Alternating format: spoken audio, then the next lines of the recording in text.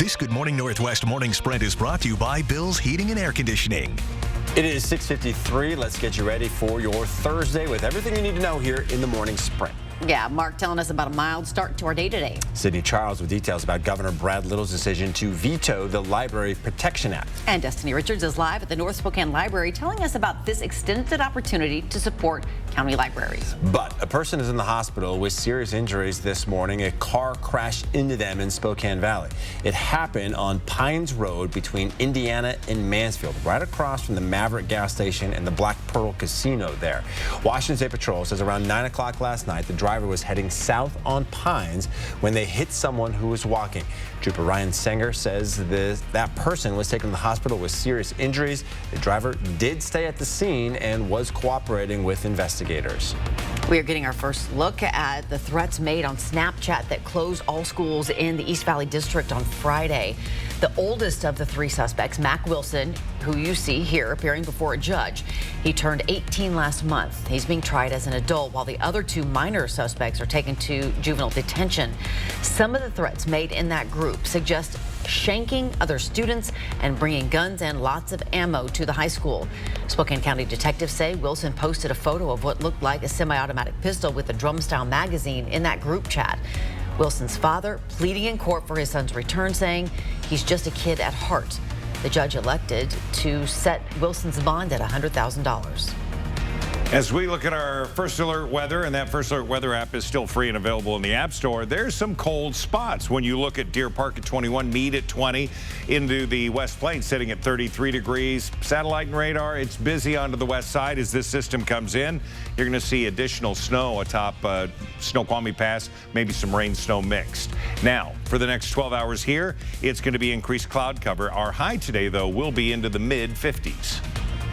Well, hundreds of Coeur d'Alene public school jobs are on the chopping block if voters don't approve a $25 million supplemental levy next month. A similar levy failed last month, leaving a $25 million hole in the school district's budget.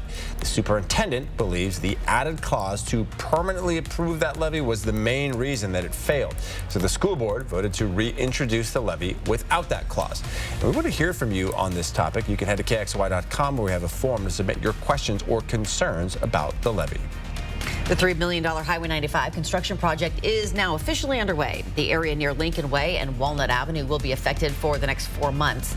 This is our first look at construction as it's getting going. The aim is to improve traffic flow and safety. Crews will remove the concrete median in the center of the intersection and add more lanes to widen the highway. During the construction, drivers will not be able to access the highway from Lincoln Way or Walnut Avenue. Instead, detours will be from Government Way to Ironwood Drive to get back onto 95.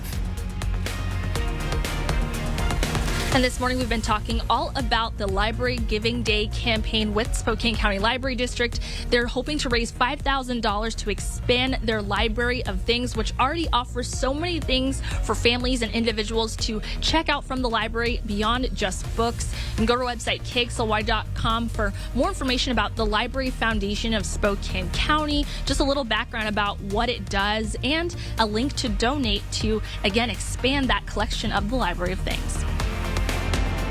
And Governor Brad Little vetoed the Children's School and Library Protection Act. This was the bill that would allow parents to sue libraries and school districts for making materials available to children that parents think are harmful. Those materials include nudity, sexual conduct, and anything relating to the LGBTQ community. The governor vetoed the bill on the ground that the bill is too vague, saying it will have unintended consequences for Idaho libraries and schools. The governor also saying he supports keeping inappropriate materials out of the hands of minors. Governor Little signed a bill criminalizing gender-affirming medical care for transgender youth. This means starting next year, it will be a felony to provide hormones, puberty blockers, or other types of gender-affirming care to people under the age of 18. Critics have warned it will likely increase suicide rates among teens, but supporters of the bill said it was necessary to protect children from medical or surgical treatments for gender dysphoria. Little also signed into law a bill making it a felony for an adult to help a minor receive abortion care in another state.